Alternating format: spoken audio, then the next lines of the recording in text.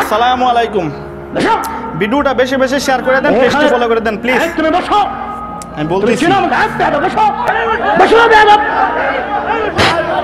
কি হচ্ছে? এদিকে আসো, তুমি আসো।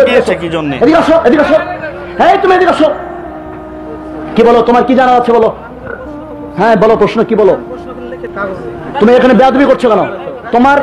তুমি বেয়াদবি করলে কেন? এই বেয়াদব, তুমি বেয়াদবি করলে কেন? তুমি এভাবে কথা বললে কেন? তোমার তাহলে কে তোমাকে পারমিশন দিয়েছে বেয়াদব? এক ছবি উঠিয়ে রাখো তো। তোমার এত বড় সাহস, তুমি এভাবে চাললে কেন বেয়াদবের মতো? তোমার এত বড় সাহস, তোমাকে সাইজ করার জন্য আমার একটা হাতই যথেষ্ট বেয়াদব, জানো? তুমি চিনো আমাকে? এখানে পড়াশোনা করে এসে বসেছি। এই দাঁড়াও, তোমার কোন প্রশ্ন? এদিকে আসো, তোমার প্রশ্ন উত্তর আগে দিব। এদিকে আসো, স্টেজে আসো, এদিকে আসো। না না, আসো না, মাপ না, ওর প্রশ্ন জবাব দিব, ও বুঝবে না হলে আমরা বুঝাবে। আসো, কোনো অসুবিধা নেই। এদিকে আসো, উপরে আসো, তুমি উপরে আসো। আসো, তুমি আসো, উপরে আসো। তুমি আসো, তুমি আমারে বুঝাও, না হলে তুমি আমারে বুঝাও, আমি তোমারে বুঝাবো। আসো, হয় তুমি হেদায়েত পাইবা, না হলে তোমার ব্যবস্থা হবে। তুমি আসো, উপরে আসো, তুমি উপরে আসো।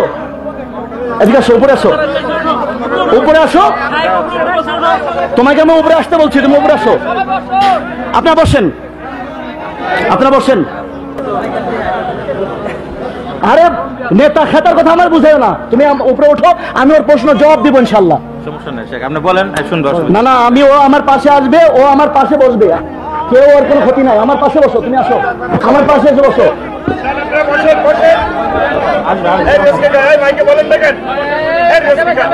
কথা বলেন না। আচ্ছা, আসতে দে ভাই। আপনারা বসেন, আপনারা একটু চুপ করুন প্লিজ, আপনারা একটু বসেন ভাই, আমাদের খাবারের ব্যবস্থা আছে, আপনারা একটু বসেন। বসেন বসেন বসেন, হতাশ হয়ে গেছে। আরে বসো, তুমি বসো না কেন? বসতে বলছে, বসো। আরে বসো গাই, আপনারা একটু কেন চুপ করেন? আমি তো আছি, কথা তো বলছি আমি। না না, শোনেন, ও আমাদের দিনী ভাই।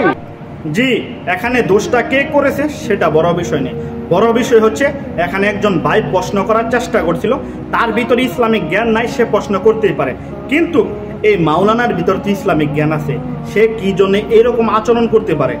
সে যদি এইরকম আচরণ করে তাহলে তার কাছ থেকে জাতি কি শিক্ষা নিবে? তার সামনে যে মানুষগুলা বসে আছে তারা কি শিক্ষা নিবে? যার ভিতরে ইসলাম আছে তার নরম সুরে কথা বলতে হবে। আপনাদের অনেকের প্রশ্ন আসতে পারে যে ভাই মাওলানারা কি জন্য নরম সুরে কথা বলবে? উনারা যদি এরকম ভাবে চিৎকার করে কথা বলে তাহলে উনাদের কাছ থেকে মানুষ কি শিক্ষা নিবে? আমরা কি বুঝবো? আমরা কি বুঝবো? যার ভিতরে ইসলামিক জ্ঞান নাই সে অবশ্যই বাধা দিতে পারে, কিন্তু তাকে আমাদের বোঝাইতে হবে। এখানে মাহফিলে ছেলেটা বাধা দিচ্ছিল না, ছেলেটার একটা প্রশ্ন ছিল, ছেলেটা প্রশ্ন করার জন্য দাঁড়িয়েছিল, ছেলেটা হয়তো বা বুঝতে পারে নাই কখন দাঁড়াতে হবে, ছেলেটা ভুলক্রমে দাঁড়িয়ে গিয়েছিল, কিন্তু ছেলেটাকে এমনভাবে মানুষের সামনে ধমক দেওয়া মোটেও উচিত নয়, ইসলাম এমন শিক্ষা দেয় না। জি, ভিডিওটা বেশি বেশি শেয়ার করে দেন, পেজটি ফলো করে দেন। আসসালামু আলাইকুম রহমতুল্লাহি ওয়া বারাকাতুহু।